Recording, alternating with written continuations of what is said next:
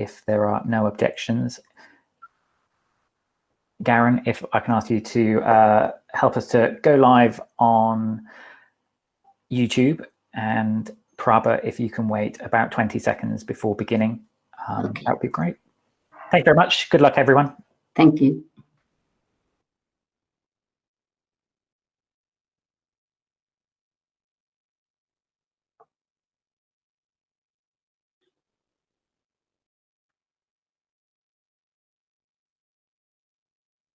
Good evening, everyone.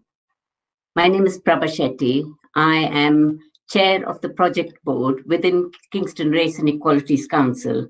So I take overall responsibility for all the events and projects that we do through Kingston Race and Equalities Council. I will not use the whole, I'm going to use an acronym, which is KREC, for when I'm talking about Kingston Race and Equalities Council. So the events and projects like Kingston Carnival, the Bike Across Cultures, the Black History Month events, and other awareness raising events that we do from KREC. I wear a number of hats because volunteering has become a full-time job for me since I retired 4 years ago from my job with the Royal Borough of Kingston. I used to be a team manager in the disabled children's team. So usually I say for my sins, I was a social worker, but it was a lovely job. I won't bore you with details about myself, but if you are interested at some point, please check our local Darling magazine. They printed something because they think I may inspire other BAME women, but that's a matter of opinion, right? I'm passionate about social justice and equality for all people, regardless of their ethnicity, race, religion, gender, and all the other characteristics that obviously are, where injustice can be seen. I have spent the best part of my life fighting for people's rights. The format for this event is not set in stone, going to be a bit flexible, but what I hope to do is to give a brief account of why we are doing it, what we are going to discuss, and why or how this is relevant to Kingston. Councillor Thai Thailand, who is the real expert, is going to co-chair this session with me. He's the lead for the Black Lives Matter motion, so he will introduce himself. The rest of the delegates will also introduce themselves and their connection or their interest in this event. Very succinctly, I was going to say, because we plan to spend the best part of this evening answering as many of the questions that have been sent by members of our community and the public. We may not be able to answer all the questions today, but as this is one of 4 events planned for this year, so we've got one in October, November, and December, we should be able to answer some of those questions during the subsequent events. But if at all we are not able to, then what we are planning to do is write to individuals who've asked those questions and hopefully, give them some answers. Now, we are absolutely planning to finish at 8 o'clock. So if I start to kind of give you an idea of why we're doing this event. This year, a number of issues, including the murder of George Floyd in America, caused a lot of discontent among Black, Asian, and minority ethnic communities. This resulted in a lot of demonstrations, as we all know, under the banner of Black Lives Matter. This was also a result of Black communities feeling that, that they received disproportionate attention from police forces around the UK, and that issues such as racial profiling, stop and search, were misused against them. RBK, that's the Royal Borough of Kingston, felt a strong need to take action to support BAME communities. And after discussing issues a joint statement between KREC and RBK to show that racism and discrimination were not acceptable anywhere in the world, but especially not in Kingston. Now, how does KREC, what the work we do, and RBK, how is that linked? KREC and RBK have a long history of working and collaborating together. The most successful of all our collaboration and partnership working is Kingston Carnival, which celebrates the diversity, culture, and inclusivity which we share and promote.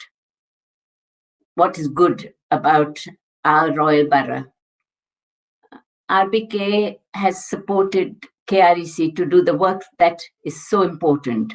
KREC is the only Race and Equalities Council in South London and is one of the very few in the UK. In the past, every local authority used to have an REC, which is a Race Equality Council, but funding cuts from government meant a lot of them closed. Now, what are we going to discuss this evening, hopefully? As I mentioned, this is the first in a series of race equality, Black Lives Matter events that we are going to be doing between now and December. We have identified several areas that our community wants to discuss. So obviously the residents, the main thing about today is that we give our residents the chance to ask questions to understand what RBK is doing. So tonight, with help from our partners under the topic, let's talk about race equality. We have decided to look at racial equality in health and crime. We will look at other areas when we organize the other events in October, November, and December. Now, why are these issues relevant to everyone in Kingston? I guess people have said, oh, well, this happened in America, and, you know, there's also been talk about, oh, all lives matter. We agree with, you know, the point that, yes, you know, every human being's life matters. But because Black lives have had to suffer more than others, we think we need to be making it better for people. So we think that the issues are relevant and important because we are not sure whether there is racism in the organizations which exist in Kingston. For example, you know, how many staff do RBK or Kingston Police or Kingston Hospital, Kingston University, etc. employ? If there is some discrimination or racism or whatever, we need to stamp it out. I mean, I remember being in a meeting with our CEO who insisted that we have to stamp it out. So yes, so that is the plan for the day. Now, as I mentioned earlier, we've got several delegates, but our councillor Thailand, who is, like I said, an expert, is going to introduce himself, and then he will hopefully be, you know, the whole session will start flowing. Before I finish, I was just going to, I need to tell people, as you would have seen, that I'm struggling a little bit. I think my brain and my body did not sync. So in my madness to pretend that I was still a spring chicken, I went to do a pirouette with my grandchildren and I had a fall. So if I feel unwell, this event will go ahead because obviously Councillor Thailand will carry on. So I just wanted you all to know that, you know, my body and my brain are not in sync at the moment, but it will be fine. So, Councillor Thailand, would you like to introduce yourself and continue?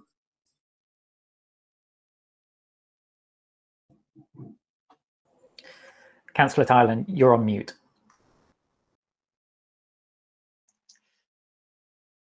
Yeah, thank you, Prabha. I'm sure you'll be fine for the rest of the evening. My name is Untitled. I lived in the borough for nearly 44 years now. I am retired from my full-time job with IT industry, but I have been involved. I'm a councillor for Tolworth and Hookrise Ward since 2014. I have been involved in many voluntary community organizations promoting equality and diversity for nearly 35 years. I'm one of the founding members of Kingston Race and Equality Council, Global Arts Kingston, Kingston Carnival, and Institute of Tamil Culture. I chose KREC as one of my chosen charities during my mayoral year in 2018-2019 to raise the profile of race equality. Now, thanks to KREC for inviting me as the BAME lead for the council to co-chair this first meeting with Prabhas Shetty. And thanks for organizing this event about race equality on health and crime.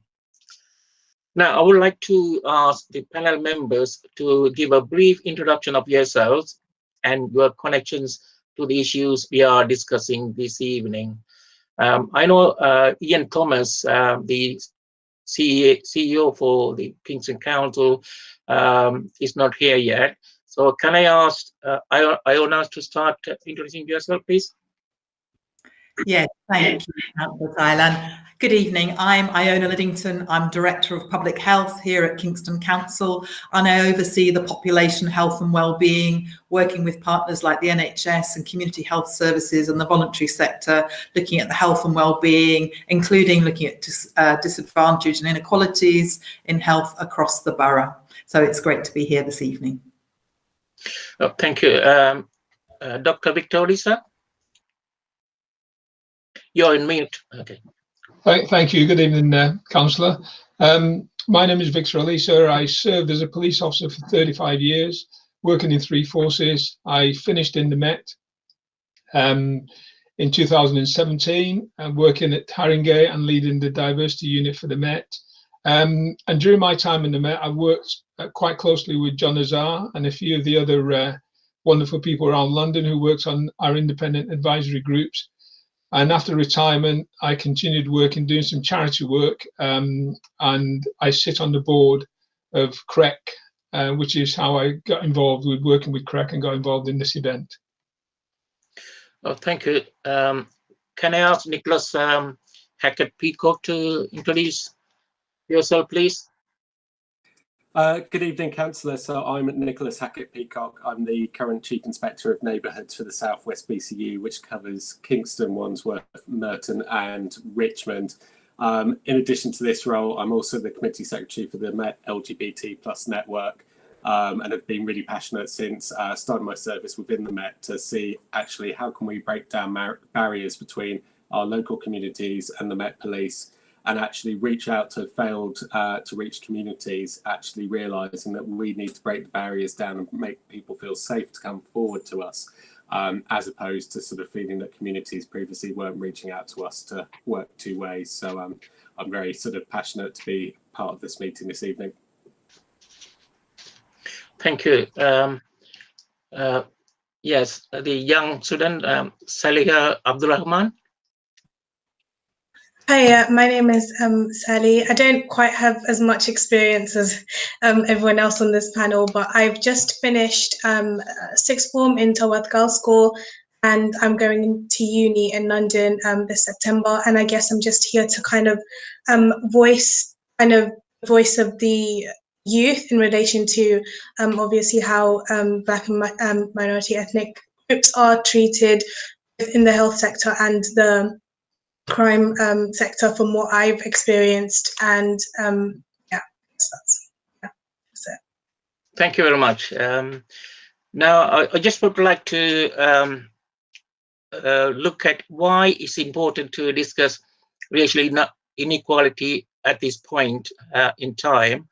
What brought us to this stage? The Race Relations Act 1965 was the first legislation in the United Kingdom to address racial discrimination. A great amount of work was done over the years by organizations like KREC to tackle equality issues, racism, and inequality which still exists in many parts of the society. The tragic death of George Floyd has brought the race equality issue to the forefront again. The whole world has woken up and recognized that there is a fundamental equality issue. During this pandemic, we have come together to support each other irrespective of our color, faith, or any other characteristics. So racism also a pandemic. I hope we can come together to solve the underlying issues of racism. We are proud that Kingston Council is the first local authority to raise the Black Lives Matter flag and propose a motion on 7th of July to look into the issues raised by BLM. The motion proposed 6 items as follows: lobbying the government on inequality in health and education, supporting Black Lives Matter campaign by working with minority groups to listen to their concerns, working with police on stop and search incidents, working with BAME staff across the council on equality issues, working with communities to review the appropriateness of artifacts in public land, and working with KREC to facilitate events. And this is the first of a series of events which KREC is planning. Now we're going to start with some general questions, but unfortunately Ian Thomas is not here yet. So I'd like to hand over to Prabha to start on the health questions. Okay. I think, like I said earlier, some of them are directed perhaps to individuals who've got the expertise, but feel free to give us your perspective. I mean that to the other delegates. The first question, and these are questions that were sent in by members of the public because we'd asked them to. The first question is, what is the council doing to tackle the disproportionate impact of BAME residents who have contracted COVID-19? So I think, Iona, you're probably the best person to start answering that question for us. Yes, thank you, Prabhas. So clearly it's very sad and distressing to see the disproportionate impact that COVID-19 has had on Black and ethnic minority groups. We know that it has had this disproportionate impact, and that may well be for quite a large number of reasons. We know that people with long-term conditions have the worst implications and are more likely to die if they contract COVID-19. So if you're somebody with diabetes, for example, or you have a heart condition, heart disease, and we know that some BAME groups are more prone to some of those long-term conditions. But one of the standout differences has actually been obesity. So rates of obesity, and people, if they're obese, are again more likely to get the more severe complications from COVID. And again, some community groups and ethnic groups are more likely to be carrying excess weight, and that's making them have these more adverse impact, as I say. So what we're looking at doing is looking at what we can do going forward. So we have something called a health and care plan that we develop as a borough in partnership with our NHS colleagues and our voluntary sector. And it's a 2-year plan, and we're looking to refresh it with a sort of COVID lens, so learning what we've learned from COVID. And we know, again, inequalities have been a large part of that. So in our refresh of our health and care strategy for Kingston, we're going to bring inequalities to the fore, because again, one of the other risk factors has been things like employment. So we now have a disproportionate number of people from BAME groups in the care sector, which has put them at more risk, for example.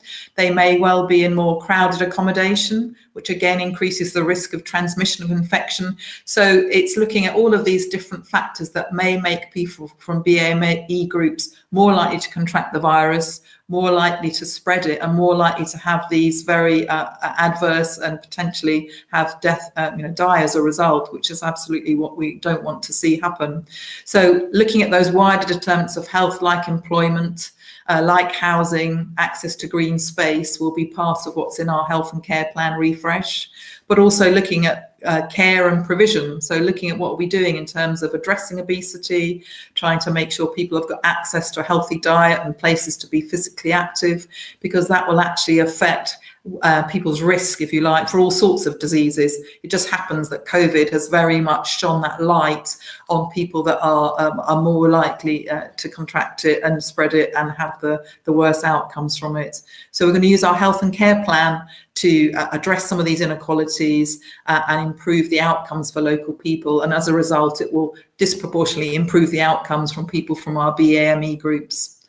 We have to remember that Kingston is quite an affluent borough. So, you know, on the whole, actually, our death rates for people from BAME groups have not been as high as we've seen from other boroughs. It's the 5th lowest in London, for example, even though we have over a third of our population from BAME groups. But that's probably to do with the relative affluence for a lot of our people from BAME groups. So it's not a homogeneous group. We need to look at sectors of society. We're not all the same, and look at the different risks for those people from those different groups.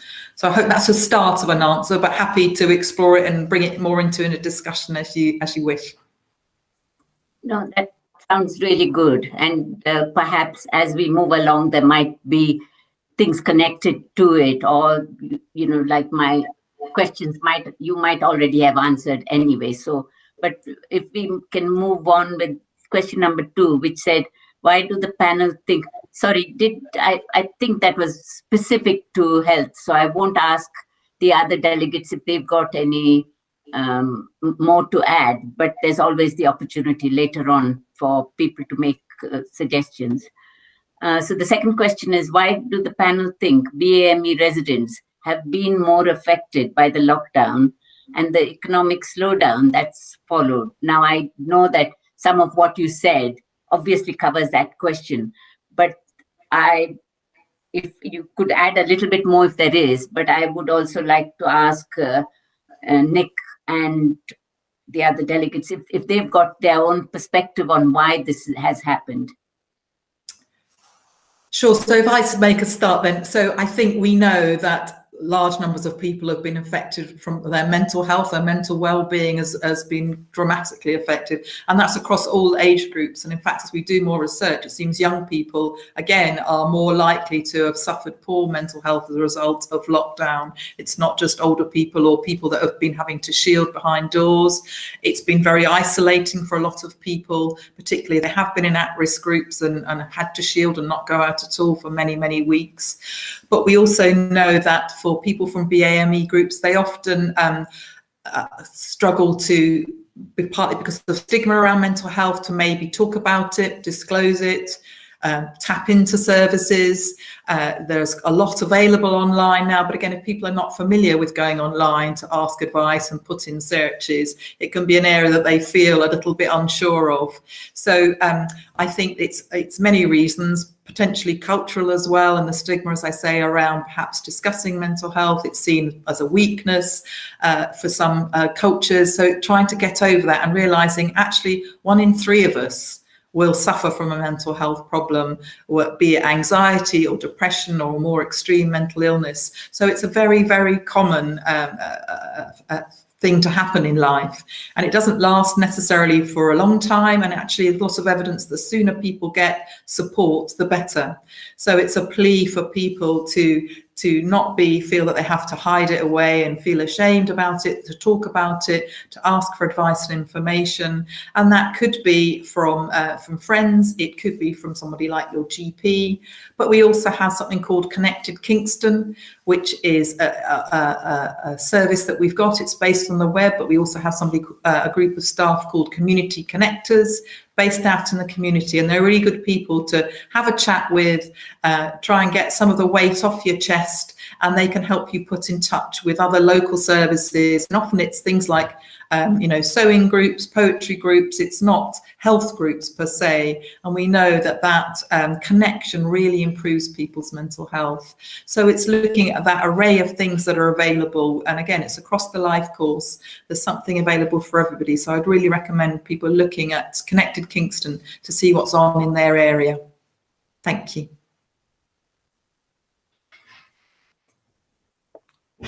Okay, that gives us, I've got my opinion as well on that, but I think I'm going to, if that's okay with the rest of the panel, I think I've just been told, Ian Thomas is now with us. So, Ty, would you like to introduce Ian or ask Ian to introduce himself? And then I don't know if that's okay. I've got a couple more questions which I can then ask, give you a bit of a breather instead of you being the target of it. Okay. Thank you. All right? Absolutely. I can't actually. Oh, so Ian, good evening. Welcome. And can I ask you to, I'm sure everyone knows you, but can I ask you to introduce yourself and your connection with the issues we are discussing this evening? Oh, thank you, Councillor, and thank you, Chair. And so I'm Ian Thomas. I'm the Chief Executive of the Royal Borough of Kingston. I was appointed just over a year and a half ago and been in situ a year and a half. So my connection with the issue is clearly I'm a black man, one of very few black leaders in my field, which is sad and cause for reflection. And it's an ongoing live issue. As many people I've been affected by racism. I'm passionate about fairness. I believe that everyone should have a chance to do well, and I think that working together we have a real opportunity here to stamp out racism, call it out and stamp it out. I don't think we'll never eradicate it. It's like any societal ill that afflict our communities, but what we can do is work together to raise awareness, to challenge, but also promote why diversity in all its forms is positive for the society within which we live. So I'm privileged to be on the panel today among other people who have got experiences and lots of contributions to make. I'm fortunate to be surrounded by people with expertise. Iona's one of them. I came in a tail end of Iona Liddington, our Director of Public Health. And we speak at the council every day about how we can make the uneven playing field of life an even one. And it's not necessarily about treating people equally, it's about ensuring equal access to service and opportunities, and that means treating people differently at times. So a short introduction. I'm sure that I've seen some of the questions and there are others with many contributions, so I'll hand over to the chair, and thanks for inviting me to take part in this conversation this evening. Oh, thank you, Ian. I think you are the first the CEO from the ethnic background, and I'm sure this will give hope to many more to get into senior positions. And if my memory serves right, I think we had a first Borough commander back in 2001, one from a black ethnic background. So I'm sure we are going in the right direction. Now let me go to the first question. This is a general question and it's a lengthy question. Let me read out the question to you. Why is the council aligning itself with an organization like Black Lives Matter? BLM has said it is committed to dismantling capitalism, defunding the police, and abolishing prisons and border controls. Why does a discussion about equality need to be held under a Black Lives Matter banner? And does the council support all of BLM's goals? It's a fairly lengthy question, and I think the best person to probably answer that is Ian. Can I ask Ian to comment on that, please? Thank you, firstly, for an opportunity to answer such a difficult question. Look, all inequalities I see as pernicious. The Black Lives Matters isn't the first among equals. All of the inequalities that afflict the lives of people should be stamped out. This isn't about saying that this is the only agenda that we need to tackle. However, we're 21 years since the publication of the Macpherson report, 27 years since the death of Stephen Lawrence, and here we are in 2020 discussing a brutal murder of George Floyd, and what people are saying is that enough is enough with regard to the racial inequalities that afflict our societies. And I've said to other colleagues that Phillips, the former chair of the Equalities and Human Rights Commission, said that of all of the inequalities that we need to tackle, whether that's disability, homophobia, of course, gender, sex, the list goes on, racism is the one that often divides the room. And I said at the head of this conversation in terms of my intro that, you know, being one of few black chief executives is something that I reflect on with sadness. The recent Colour of Leadership, Colour of Leaders report told us that here in 2020, when you look at the 1,099 most influential roles in this country, whether that's political or officer leadership, only 56 are occupied by people from Black, Asian, and multi-ethnic communities. That's 4.6%, when the demographic in this country is 13%. When you drill down into local authorities and hospital trusts, it's even worse. So of the 696 CEOs of those organizations, only 13 are Black, Asian, or minority ethnic. That's just 2%. These figures defy analysis. These statistics defy analysis. And when you look across the piece at life in general, whether that's access to leadership opportunities, as I've just described, whether it's about over-representation in stop and search or over-representation in people being sectioned under the Mental Health Act 1983, but whether it's about those who are incarcerated in prison. When you look at every single sphere, Black, Asian, and minority ethnic people disproportionately represented in the most negative of those statistics. And it's something that we need to have a conversation about. Dr. Jessica Taylor invented a term called whataboutery. And it's an interesting term because she's written extensively about misogyny and about women who are victims of violence. And she used the term whataboutery because she was tired and fed up of people saying, well, what about men? You know, you're always talking about women being abused. What about men? And her response is very, very clear. You know, yes, some men are abused, but generally, in terms of victims of violence and abuse in relationships, women are the ones who are most affected by this. And she was very, very, very vehement about that. And I think it's the same with this. You know, we can deflect having the conversation by saying, what about homophobia? What about disability? What about gender and the whole gender movement? The list goes on.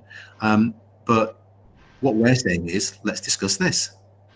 Let's have an open, transparent conversation about why it is that outcomes for Black, Asian, and minority ethnic people in society today are poorer than our white friends, colleagues, neighbours. And let's understand it better, and let's work together to reverse that trend that has a pernicious impact on all of our communities. Well, thank you, Ian. Can I ask Victor? Dr. Victor Oli is a former Borough commander and the head of diversity. Perhaps can I have your views on this question, please? Yes, of course. Thank you, Ty. And a broad question and a very important question. And I'll just pick up from where Ian left off. And when we look at the protected characteristics under the Equalities Act, you know, whether it's disability, whether it's gender, whether it's sexual orientation, they're all challenging in themselves. But when you add the element of race to any of those protected characteristics, then the repercussions get even worse. And if I speak from policing from two perspectives, and the Black Lives Matter perspective. So the first one is, we look at the gender issue in terms of policing and take the Stephen Lawrence inquiry report, and one of the things that came out of that is that the government set targets for police forces to meet proportionality, actually employ Black and Asian officers, and I think the Met had a target of 25%, and all the forces had it over a 10-year period, so they had to reach that target within a 10-year period. So that's 2000, 1999, 2000, 2010. And at the same time, the gender agenda, as it was titled then, also started off and took hold. And at that time, I think we had probably around about 3% of Black and Asian officers in the country. Now we're probably somewhere around, I'm not sure, 12%. But you look at the makeup of policing today, you've got women in influential senior position across the service. You know, you've got women chief constables, women in executive role. So the gender agenda has progressed significantly. But there's one startling difference. If you look at all those women in really powerful and senior position, the number of those women who are Black or Asian are minuscule. So the point I'm trying to make is when you add race to the other protected characteristics, the disadvantage gets even worse. So we need to actually talk about race, because somehow there is a conscious effect that it has on progression. And if I just link the Black Lives Matter to why we're talking about this, so the philosophy of the Black Lives Matter, I'm not here to defend them, but the philosophy of the Black Lives Matter is to actually, you know, non-violent civil disobedience, looking at reducing police brutality. Now, I was a police officer for 35 years, and one of the things that disappoints me the most is when we compare our policing or talk about our policing in the UK in the same vein as policing in America. We carry out police service here. In America, they carry out law enforcement. So there's no way we should be comparing ourselves to them. But sadly, we do, because some of the things that have happened. And I think as a public service that's respected around the world, a public service that talks about policing by consent, a public service that has a significant level of respect across the world, I think it's only right that the public have the opportunity to actually have a conversation about the police, have a conversation about the style of policing service it can deliver and we want, and have a conversation about working collaboratively. So it doesn't matter what section of the community you come from, you're not afraid to see a police officer. You're pleased to see a police officer. And if you're in trouble, you call the police service. Now, we know there are certain sections of the community, the Black community, the Asian community, who are reticent to call the police if they needed help. They would rather go elsewhere. That cannot be a good position to be in. So one of the philosophy of the Black Lives Matter, in the sense of actually policing being accountable and policing not policing disproportionately and policing fairly to all communities, is something that we should be proud of in the UK, and we should cherish to make sure that the police service, the police institution, is respected by all, and all sections, particularly Black people, feel comfortable to turn to the police for help and feel comfortable to turn to the police to give them information to help resolve any issues. Oh, thank you, Victor, for that elaborate answer. Does anyone else on the panel have a view on this? If you want to add anything further to the comments already made? Perhaps I could come in, Councillor Tyler, if that's all right. Yeah, Just yeah, echo that, the sort of the double impact, as we heard, that you know, in terms of equality, if you're a woman and you're Black, it can be a double impact. So the sort of synergy of those two things, them working together, and I think that's why it's so important to be having this debate, to recognise that, and it is about doing things differently to generate that equality of access, as Ian was referring to earlier. And that's why I think working in partnership, shining a spotlight on this, making sure it's what we do day in and day out, clearly having an event like this helps showcase it, but I think it is what we do day in and day out with our organisations, with our community, that will make the biggest difference. Well, thank you, Anna. Does anyone else want to comment on this? Okay, thank you. I'll move on to the next question. It's a question on gender. Does the panel feel inequalities for women, particularly in minority communities, are more important than Black Lives Matter? Shouldn't we say that brown and white lives matter too? Can I start with Iona on this, being a woman, and perhaps you can comment on this? Okay. Thank you, Ty. So I was struggling to unmute there. So I think it's echoing some of what we said before, that all lives do matter, but it doesn't mean we treat everybody the same in order to make their lives matter, because there are disadvantages, be it in terms of opportunity for education through schooling years. We know that from very early on, starting life, even by the time a child starts in school, if they've had disadvantage of their growing up in a disadvantaged household, their life chances are poorer. So I think we need to be working together to tackle these inequalities, be it on education, on opportunities in life, in access to services, but also access to healthy food, access to green space. So I wouldn't say we can say one thing is more important than another thing. I think they are all important. They all make a difference to people's opportunities, and therefore it's looking how we include all of these things in the work we do and addressing inequalities across the board rather than taking it as single strands. So, but it's doing it in a mindful way. It won't happen by accident. It is having plans in place. It is talking to our young people, involving our young people. It's great to have Sally on the panel this evening, because I think, the children are our future. We know that children aren't born thinking in a different way. It's partly what they experience, and therefore how we listen to our young people, we include them in our plans, and what we do as a council, as organisations, will be the strength for change for the future. Well, thank you. Can I bring in Sally? Would you, as a young person, would you make up some comments about your perspective?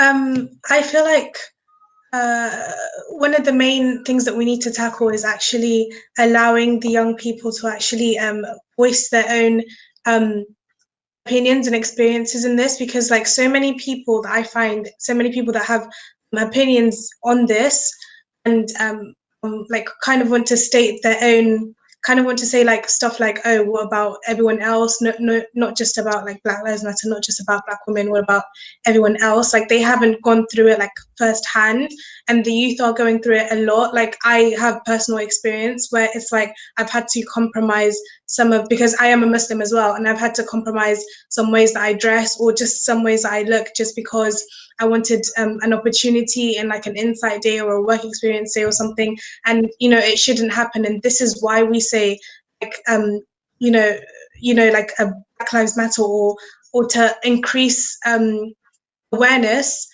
of other kind of and other communities and other races, because if we don't, then we just treating them like everyone else isn't really going to get to the bottom of it, because then we'd have to compromise beliefs and the practices and the identity of one person over another because they're a different race or a different religion, which isn't going to get us anywhere. So yeah, I think definitely talking about these things and letting the youth actually voice their experiences and having opportunities for them to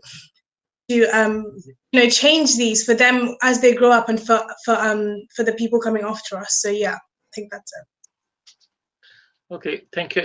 Does anybody else on the panel would like to express your views? Can I add something? Yes. Go on, and it's just it's not a simple, well, I think it is a simple analogy. When we ask why does, all lives matter, clearly it does. All lives matter. But if an analogy I'd like to use is the pandemic at the moment.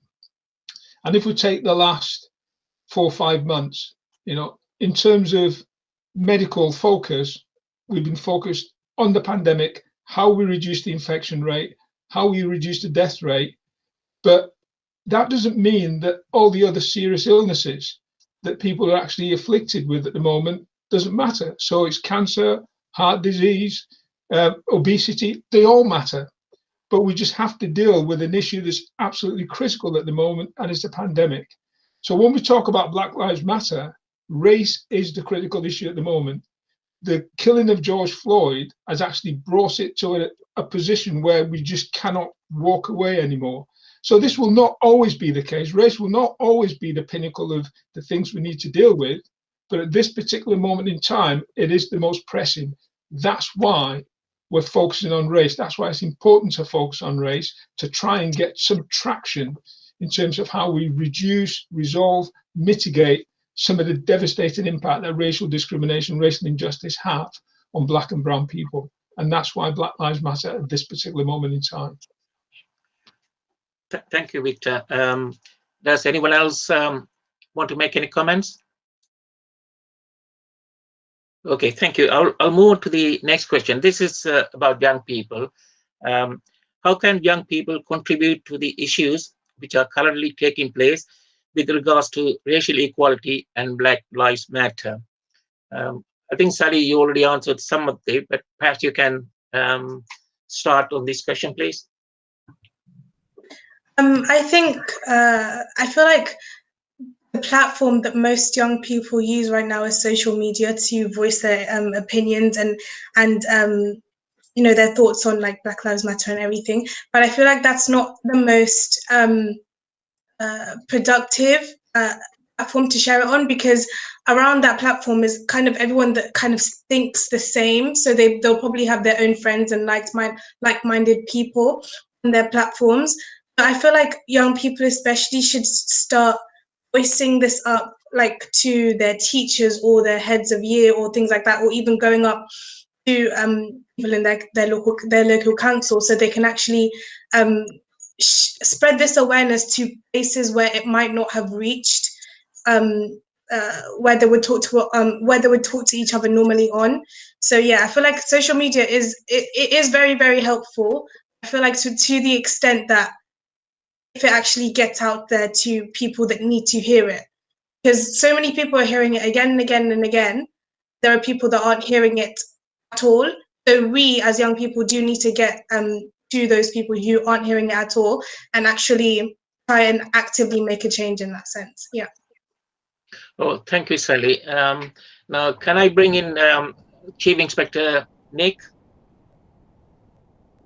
Thank you, Councillor. I think one of the really important things that I've sort of noticed through the pandemic and then the Black Lives Matters protest beginning is actually a lack of knowledge and engagement from the police with young communities and schools in regards to ensuring that we make sure that young people know actually what are their lawful rights in terms of protest, how can they make their voices heard and actually take part in a sort of liberal democracy to actually change things. And I think there's a real key element as well moving forward, that we actually start sharing the lived experiences of everyone within our community, and we actually start hearing what is it like as a young Black person in education, what is it like as a young Black person with policing, law enforcement, and actually start showing those stories to show actually these are the barriers people are coming up with that other people in privileged communities will take for granted. And I think one of the things that COVID-19 pandemic has done is actually a lot of the problems that multiple communities were facing, including the BAME community, the LGBT community, or underprivileged communities, have actually been exposed to the masses, and they can see actually the struggles that sort of ignored communities have been going through, and it's actually using this as real positive change to actually show what life is and actually demand those changes. Well, thank you very much for that. Yeah, Ian, please. Hi, I think young people have a great deal to contribute. We can see this evening with Salia what she's already contributed, which is brilliant. And I'm promoting this, that my Project X t-shirt, having met some young people, and I was interviewed by them on a podcast recently, and it's through young people stepping up and talking to people like us that they can make a difference. We need to ensure that young people have access to policymakers and to people who have influence, like Councillor who's on the call today, and we need to be really open to listening to their views, because they have so much to contribute in terms of today's society. Sally has mentioned it in terms of social media. I'm just getting used to what TikTok is, you know. so you know, it's not Facebook anymore. And you mentioned Facebook to a young person, they look at you like you're odd. You know, we're way behind where young people are. So they are using platforms to communicate. They have different issues to when we were growing up. You know, we saw different types of challenges, but we need to be and open to learning about the issues that affect young people today. And I'm worried about the COVID impact on our young people with regard to mental health and well-being, and what lockdown has meant for them and how it's manifesting itself. So I think we need to work even harder at eliciting of our young people, and you know, ensure that we are accessible. This is the start of a movement around that, and I'm always up for a conversation with our young people. It's part of my background in terms of my career trajectory as well. So I'm a proponent of ensuring that we open up our ears to young people and that we listen actively to what they're telling us. Thank you. Thank you, Ian. Does anyone else has any views? Yeah, Iona, you want to come in? I think, you know, working with young people, realising that, you know, we shouldn't be looking them to carry a burden going forward. We want to be addressing the burden, and you know, we've been hearing about the disproportionate impact of COVID-19. So, you know, that shouldn't be the way it is. It doesn't have to be like that. But in order to change, it's going to take decisions. It's going to take those day-to-day actions by policymakers to be enacted. So opportunities through education, through next steps, job opportunities. As I say, we think that the types of roles that particularly people from BAME groups have been employed in has put them at greater risk. That shouldn't be the case. So that equal access for those range of opportunities needs to be what we're looking at day after day. So it shouldn't be a burden that young people today are carrying with them going forward. We need the change to happen now. Thank you, Anna. Yeah, it's good to see the young people coming forward. Mainly the BLM marches in Kingston, mostly led by young people. So it's good to see young people taking the responsibility to speak out. I've been told that there are many viewers on YouTube, so that's good. It was well publicized, and you can see the interest people have on the subject. Now let me move on to the next question, which is, Kingston has a lower proportion of BAME residents than most London boroughs. Surely inequality isn't as much of an issue here as in other parts of the country. Are these discussions necessary? It's an interesting question. Can I ask Ian to go first on this, please? Yeah, I think it would be remiss of us to look at statistics and ignore any societal ill on the basis of any notion that a small number of people are affected by it. If one person's affected by an injustice, we should be doing something about it. So that's my starting point. Secondly, Kingston's more diverse than what people think. You know, if I think about my conversations with colleagues outside of Kingston, including London and beyond, they don't realise that we have 32% Black, Asian, and multi-ethnic people that live in the borough. 32%. So that is more than the national average, and a good, solid proportion of our population who, let's face it, have reported hate crimes in this borough. We are a borough that is, I'd say, beyond tolerant. You know, we work hard to celebrate diversity. We are one of very few, and John Azar will correct me if I'm wrong, that still has a race equality council. When I say few, I'm talking about diminutive numbers, maybe 1 or 2, John. I'm not quite sure if we're the last ones, but you know, we work hard to promote diversity in the borough. I'm very proud of that. But you know, 32%, the majority Sri Lankan, Tamil, and but we have people of mixed heritage. We have black people, of course, and Asian people. A very heterogeneous population among the black, Asian, and minority ethnic communities. And I think there's a danger in when you use the term BAME, people often see that as being one homogenous group. No, there's lots of differences within that, and we need to be responsive to the needs of those communities. So I think, my starting point, if one person is affected by racism and injustice, we should be doing something about it and worrying less about any notion that we have a low number and therefore that we should be ignoring it. That's not what we should be doing. Iona, would you like to comment on the health perspective? Yeah, and also partly on the numbers, because as Ian said, it's a third of the adult population, or a third of the total population. But when it comes to children, again, it's over nearly 42%. So, you know, again, when we look at our young people in our future, it's getting towards a half. When we look at our school pupils, it's about a half. So again, I'm not sure quite where the questioner might have been looking at the data.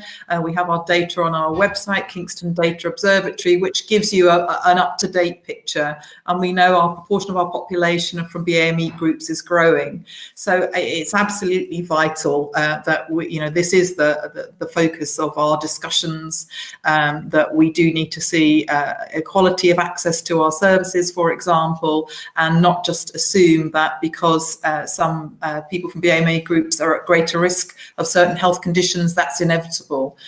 Most of those long-term conditions can be modified by diet, by exercise, by the choices people make day to day, but those choices need to be easy for people. They can't be more expensive. They can't be only for the wealthy, for example. So making sure we've got good access to our green spaces, good access to a healthy diet, not smoking, not drinking too much. All of those choices can affect some of those long-term conditions like obesity, like diabetes and heart disease. So it's really important that as a borough we're responding to that need and recognizing the contribution that that huge section of society is making. Thank you. Thank you. And if we take Kingston University and Kingston College, I mean, they have around 50% black and ethnic minority students, so that's a lot, you know. Now I would like to does anyone else want to comment on this? Okay, now I understand there are 152 people watching on YouTube. That's good news. Now I'd like to pass it on to Prabha to ask the questions on health. Continue with the questions.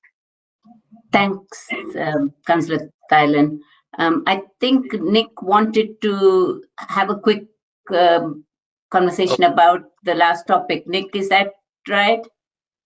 Oh yes, correct. I was just going to say, I always think it's important, sort of whatever borough in London, that there is actually a focus on looking at equality, especially around the BAME community, because I think sometimes we take London for granted in terms of how diverse and cosmopolitan it is. And sometimes potentially having a view that Kingston is a very liberal and cosmopolitan area wouldn't have problems that we're seeing in the rest of the country in regards to health inequality, school inequality, and inequality in regards to social and criminal justice. And actually it's important that we ensure that that voice is heard all over London, especially when we look at Kingston University, Kingston College actually is a big draw for BAME communities, that actually we're alive to the fact that we need to still do better, we still need to hear voices. And actually, because we might be in a slightly better place than some other London boroughs in terms of access to services, there's still a long way to go and there's still a lot of barriers that we need to overcome. Thanks, Nick. Ian, just for you as catch up, we started on the health questions. So Iona and Sally, I think, have contributed to the first two questions. I've got two more questions, which I'm going to put to the panel. The next one is what is or can be done to make sure BAME communities are receiving all the information they need regarding the pandemic and this new track and trace or test and trace, I lose what it's now called. So that process. Perhaps if I may start with that one, would that be helpful? Yes, please. So we've been working closely with both our community and faith groups as a council, but also with our VCS, voluntary community sector partners. And they've been incredibly supportive. They've been doing great work alongside us, which again, a real asset. We have that very strong network and KREC very key as part of that. So we started with a webinar back in July, and we had over 27 faith and community groups as part of that, often from very small groups, because we do have these national messages on the radio, on the television, on our bus stops and posters, etc. But we want to make sure we do get it down to those small grassroots, sometimes more hidden groups, and often it's the faith and community sector groups that have those connections through, as well as our local councillors. And absolutely recognising not everybody has English as a first language, and therefore using other mediums, sometimes in terms of reading home languages. Again, that might not be the case. So we've been using little videos and WhatsApp chats to get messages out. We have translated both the prevention messages, so the hand washing, the catch it, bin it, kill it if people have coughs and sneezes, the use of face coverings and regular washing of hands. Those messages have been translated into our main community languages and have been put up in locations where more of those residents from those faith groups and community and ethnic groups live. But we're continuing to do that, and we're funding those groups to do small outreach work to get that message. And the same with test and trace, so how to book a coronavirus test if people have got symptoms, either on the phone with 119 or via the NHS website. So it's absolutely critical that we get those messages out, and we're really relying on those voluntary and faith groups to get them out for us. Does anybody else, I mean, I've got a little bit to add to it, but I'll hang on in there because I need to give you opportunity to speak. And does anyone else, Ian, would you like to say something with regards to this test and trace and including other BAME communities, you know, to spread the word, as it were? Yeah, I support what my colleague Iona just said in terms of ensuring that the information's accessible, and that you know, that we don't see Black, Asian and minority communities as being hard to reach. You know, often we're the ones that's hard to reach. So it's the other way around, and we need to think about that in terms of design our services, and we need to co-produce that, working with communities so that they are more responsive to the needs of people, and just understanding that, you know, this disease affects everybody, but the stats tell us that if you're Bangladeshi, you know, you are twice as likely to die from the disease, and between 10 and 50% of other ethnic minorities. So there is something happening that we need to be very clear about, and therefore we need to work harder at targeting the messages. You know, clearly it's probably, I'd say, linked to, we know in terms of the actual prevalence, more deprived areas are affected by the disease, but they also, people that live in extended household will be prone to risk. And us, with children returning to school, our communities need to understand what that means. You know, children are less likely to fall very ill, but they will transmit that disease. So you need to understand that this is a disease that transmits very easily, and people need to understand how to protect themselves in the ways that our Director of Public Health, Iona Liddington, has just described. Thanks, Ian. I was going to add my own 2 penneth worth, because I can vouch for what Iona has said. I, with my other hat, I'm chair of an old people's day centre, and we have done a fair bit of, because a lot of older people don't understand all about what is going on. So we've been doing videos and live chats and Zoom meetings and whatever to encourage more people to be aware. And I think it has worked because, touch wood, so far we haven't had anyone passing away, considering that they're all old people, due to the pandemic. So I think the system is working. And even earlier when Iona said about our borough being an affluent borough, but we are also more community orientated. So what we are doing is with the council, we are sharing information much more. So people are, realizing that, oh, we can go here, there, or wherever if we can't, get to the council directly. So yes, I think it's working for us, and let's keep our fingers crossed it carries on. Anybody else who wants to say anything about following on from this? I was just going to say, keep up the good work, Prabha. Thank you. Thanks. My last question on health, because I'm being prompted that the time is moving. So the last question is, how do young people want to be involved in future planning to address their health needs on COVID-19? And how can your views be captured and taken on board? And it not necessarily only COVID, but obviously but we're talking about young people generally. Can I ask, Sally, if you've got your own opinion on this? Yes, of course. I think one of the main ways to connect to young people about this matter is definitely getting in contact with schools and letting them know that they can actually contact what's it called, their own officials in their borough council and things like that. But definitely talking to schools and having emails sent out to them through the schools and everything, because that's literally where they can get most of the information about what's going on in their borough, except for example, if they get it through their parents or something. But I think definitely schools is the most probably reliable way to get this information to them and to get them to actually be actively involved. Yeah. Good, thank you. Anyone else? Otherwise, I guess, yes, Iona, yes, please go ahead. I was going to say, one of the things that we have been doing for quite a few years is every other year we do a survey with pupils in years 7, 8, 9, just looking at sort of both health behaviours. So we've got a picture of young people's behaviours, but also seeking views. But I'm conscious that's completed on one day, and for me, trying to get an ongoing dialogue, conversation with people, young people, hearing views, both about services, but what's missing, where could it be done better? Involving young people in some of that as peer mentors. We've done quite a lot around mental health and mental health champions in schools, for example. That's been a really strong platform to base some of our work on, and potentially we could be doing it on around other health areas, but clearly recognising that mental health is probably one of the most important ones, and will particularly be during our COVID years, as it were. Good, thank you.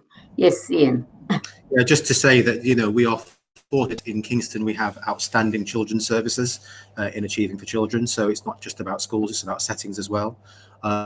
We have excellent schools here too. So 90% of our schools rated good or better by Ofsted, therefore we have a really strong network of professionals to work with our children and young people around risk and risk management strategies. We've got police colleagues on whenever children are at risk of harm. It's incumbent on us to work together to protect children from harm, and we've got a good track record of doing that also. So, the other thing I wanted to mention, and Iona mentioned this around peer-to-peer support. Children will often, and young people will get information from each other. So the peer support network is incredibly important. So encouraging our young people to talk, being receptive to their views, as I mentioned before, and let's not forget parents and carers in the conversation, because Our parents and carers have a responsibility. It's not just the professionals, but parents and carers have that responsibility to ensure that their children and young people are well informed. And when they can't do that for whatever reason, that's when we step in and help support some of our most vulnerable children and young people in society.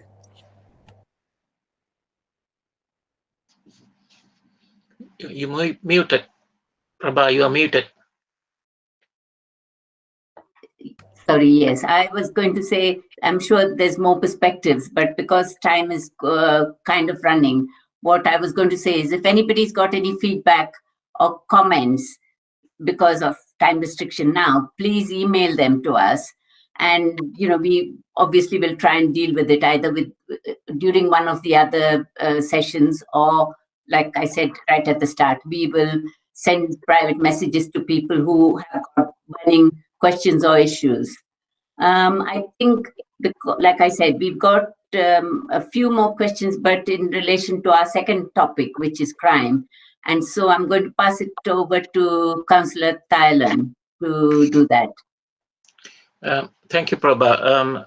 Yes, I've got 3 questions on crime, but considering the time, I will take the first 2 questions together. The first question is the mix of BAME officers in Kingston reflective of the population generally? If not, what are you doing to improve this? The second question is, what effect does better representation in policing have on our communities? Can I ask Nick to answer that, please, as a Borough Chief Inspector for South BCU? Certainly, thank you, Councillor. So in regards to looking at our workforce, in regards to the percentage of BAME officers compared to the residents of the Royal Borough of Kingston, it's a very difficult one to quantify with the current systems we've got in place in terms of monitoring the different diversity and protected characteristics of our officers. And having only in the last 10 years fully agreed to equal opportunities monitoring, ensuring that our officers and staff have faith in putting their different protected characteristics down on a form, especially when it tends to be recorded before people are looking at lateral or promotional development. Overall, in terms of when we look at the Met, we are increasingly driving up the numbers of BAME community coming forward to join the police, but it still seems to be very much driven within the police staff side of the organisation as opposed to police officers. Although we have seen positive moves where we look at gender, for instance, we're probably getting a 50-50 balance starting to come through. And I think it's a real key thing for actually the Metropolitan Police Service to actually sort of recognise the progress we've made with the BAME community following the McPherson report, but actually being humble to realise that actually there's still problems in terms of bringing in the BAME community into the service, and actually what can we do about it. And I always passionately link back what I believe the police should be doing and how I link my focus towards community engagement. And that is what Sir Robert Peel said in 1829 of the police of the public and the public of the police. And we need to make sure that our police officers and our police staff actually reflect the wider community.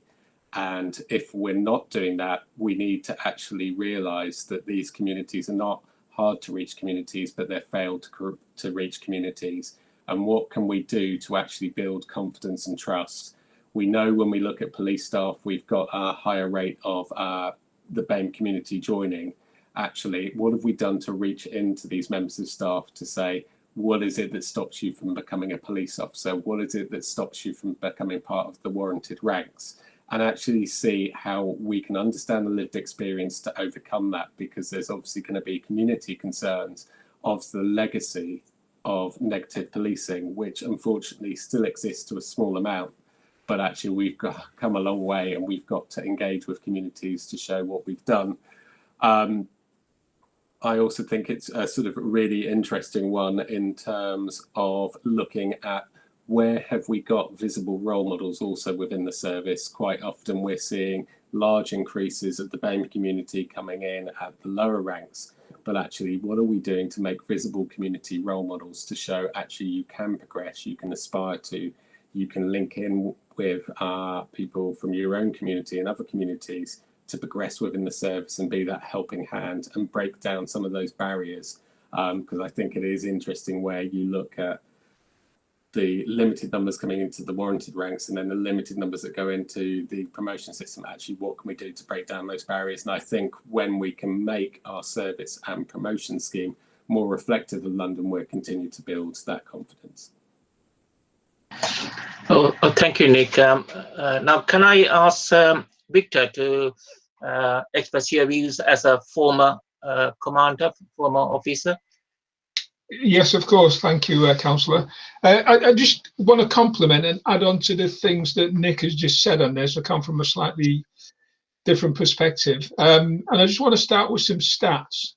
If you look at the Home Office collect data on workforce data on the police, so the number of people who are being recruited, number of people who are being promoted, number of people in different ranks. So the May 2019 data of recruitment showed that there were 3 forces in the country that had quite a respectable percentage of BAME candidates who actually joined the police. So in the Met, 23% of all the people who joined were from a BAME background.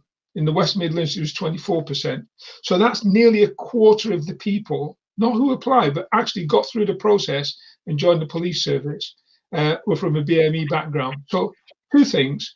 That, for me, lends a lie to the notion that black people don't want to join the police, black in a descriptive sense. Because if you imagine some of the conversation that takes place, if you're a black African Caribbean, if you're Asian, then your parents don't want you to join the police, they want you to go into a profession. Your friends don't want you to join the police, your community don't want you to join the police. So if we imagine the people who get through the process are under such intense pressure, then to actually go against all that pressure and join is really commendable. Yeah. But the thing that really saddens me about that, when you then look at the percentage of people who drop out of the police, so you've got 26% in the Met who leave within 2 years voluntarily, comparison to 17% white staff. So there's something going on in the organisation where people go through this sacrifice and then they move out again.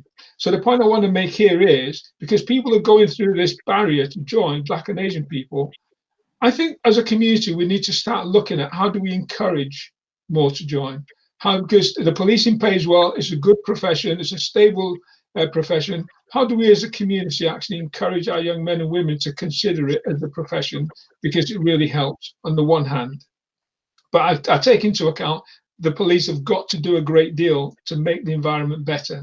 And the second thing is we're talking about, well, why is it important that the police represent the community? And I just come from internally. So if we imagine, a significant percentage of serving police officers are black and Asian, that changes the thinking within the majority of police officers. That changes the dialogue. That changes the way that they actually carry out the service when they go out on the street, because they're working with colleagues who are black and brown, and they're seeing them more as humans than as people who are actually problematic when they go out on the street. That will tend to change the culture internally and get us to a position where the service style of policing is actually offered to more communities than the law enforcement side. Oh, thank you, Victor. Now, Ian would like to come in. Yeah, could you make a quick comment, please? Because I think I'm concerned about the time. Yeah, I'll try, Councillor. It's hard for me to make quick comments, but just a slight challenge back on that in terms of the encouraging young people. Surely one of the issues that we need to tackle is the paucity of black and brown faces at the very top of the police service. So only 1 police and crime commissioner in this country and no chief constables at all. What's your response to that in terms of tackling that challenge? And people want to be inspired, they want to be inspired by people, and then we can encourage people to apply if they see people in those positions. That will be highly inspirational for those people. So what can we do about that? Ian, that's a great question. And only one black chief constable, which is Mike Fuller, in the history of policing service in this country. So And joining the police is challenging enough. And I've just talked about all the hurdles you have to go through to get in. Getting into the police service is challenging enough because there's not lots of people around you. But what makes it even more difficult, and I speak from experience, if I've got a community that actually, I almost feel as though I'm stuck between a rock and a hard place, it's really difficult. So where does my confidence comes from to boost through? And if you look at the majority who get through, you don't get through any organisation without significant support, significant backup, significant encouragement.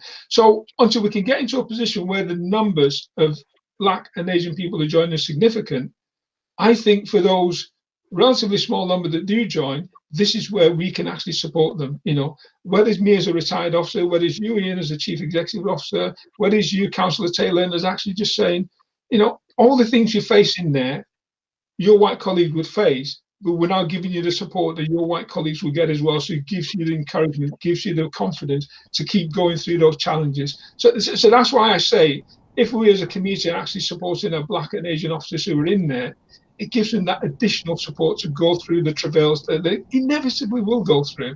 It doesn't solve the problem within the police service, don't get me wrong. That's for the police service to sort out. But we just need to give our people who join that bit of encouragement that they're probably not getting at the moment. Because I fear we're more likely to criticise them than to support them. No, Victor, I feel guilty now. We're running out of time, so I feel guilty. I need to be myself. So sorry, Councillor. I was just going to say, in addition to sort of what Victor says, is actually sort of occasionally looking at the Met with a certain amount of sort of humbleness in terms of when I joined the service 15 years ago, if you said that there was going to be a female commissioner who was openly gay, I never would have thought that would have happened. And actually, in terms of when we look as the Met as a large organisation, actually we are far more forward progressing and diverse than many blue chip organisations. And actually we are progressing, but it's by constantly having those visible role models and having the community with us, seeing that we're changed and driving that positive change. As Victor said, I think it will get us forward. The change that we've seen in the last 20 years is immense, but we need that positive momentum to keep driving it. I think as soon as you think this isn't possible, it's never going to happen, you actually sow the seeds of your sort of own doubt, and it's actually making the Met an employer of choice to the BAME community, seeing that they can take their rightful place in terms of representing London. Oh, thank you, Nick. Can I have a quick comment from Sally on the young people perspective? Do you think young people will be interested in taking up a career in the policing? I think that from the few times that I went back in secondary school, from the few times that a police officer would actually visit school, we kind of saw them more like human side, and we could kind of connect. And I would remember some people afterwards saying that, oh, they're not bad, you know, saying comments like that. I feel like we have, because the image of police that we have mostly is from social media, which is mostly almost always negative. So I feel like definitely increasing that connection between the police and people in schools, in both primary and secondary schools, definitely make them think more of that profession, and actually make them understand that there's way more to policing than just, you know, arresting people or making them look like they're just out to get you when they're really not. And I feel like definitely my own experience when talking to police when they came to school had made me much more open to that career path, whereas before I would have just, you know, cut it out completely. So yeah, I feel like communication is always key when it comes to things like this. So definitely increasing communications between police and young people. Oh, thank you, Sally. Now, sorry, I'm going to butt in, Ty, because the time is running out. Is it okay if I just quickly summarize and do the thank yous? Okay, is that all right? Yes, well, I was just going to say, you know, the topics were what we tried to encourage people to think about was why we were doing this event, how KREC and RBK are linked, what we are going to discuss, as we did about lots of issues, and why these issues are relevant to all of us in Kingston. Of course, we discussed the main topic was why racial equality and why now. Obviously, we why it is important for us to discuss it. I think that there will be lots more for people to say. So I was going to say perhaps what we should be doing is, having these, as we mentioned, we are going to have more of these discussions. So if people, I think this is the start of our discussion, and obviously not the end of it. So I, as whatever part of KREC, would encourage people to share their views through RBK and KREC social media. I also mentioned that people could email us. So if they've got questions or feedback or whatever, and I think the email address is communications@rbk.kingston. I'll get that right. I know I've written it down. I would have to fumble, wouldn't I, at the last minute? But it just shows we are all human beings. Of course, we mentioned that we're going to promote, the next events. So we've got one in October, November, and December. It will go. I think it will go into the. Or people need to be checking the social media stuff on RBK website. And I think, I know that there's a newsletter for our residents. And I think finally, before the time is completely out, can I say a few thank yous, obviously, to our delegates. First of all, I guess Councillor Thailand for supporting me with doing this. Because I think I was a little bit daunted, but I think it went well. I think it went well also because there were 189 people doing catch-up, I believe, and several live watchers as well. So I think it was a good event to put on. But so can I say thank you also to Ian Thomas, Nick Hackett, Peacock, Victor Olisa, Sally Abdul Rahman, and of course, Councillor Thailand. Also to RBK staff, we've had great support from the comms team and engineers. So Chris Stream, Kate Leyland, Gary Marsden, and Polar Tribe. And Garen, I think, who was our technician. None of you saw him. So, but also to RBK Councillor Caroline Kerr, because RBK has been very proactive in making it happen for us. Our KREC trustee board, because I think John and I had to make sure that all of the trustees were, in line with the way we are thinking. Of course, too many other people to mention. So forgive me if I've missed anyone. I think Councillor Thailand, if you want to have the last word. Well, again, I'd like to thank everyone, especially Joe Nasa, the CEO of KREC, for his hard work in putting it together. He's been so busy for the last 2 weeks in getting the panel, the experts, and trying to get more audience, emailing everyone. So thank you to John, KREC, and the KREC committee as well. And thank you very much to all the panel members and Prabha for co-chairing with me. Thank you very much. I am going to just finally say, because I fumbled earlier with the email address, it's communications@kingston.gov.uk. And I think John says, if people want to follow, it's Twitter @RBK Kingston and KREC or @KREC 2016. So I hope I've got it all right. Please let us know if there is anything that we've missed.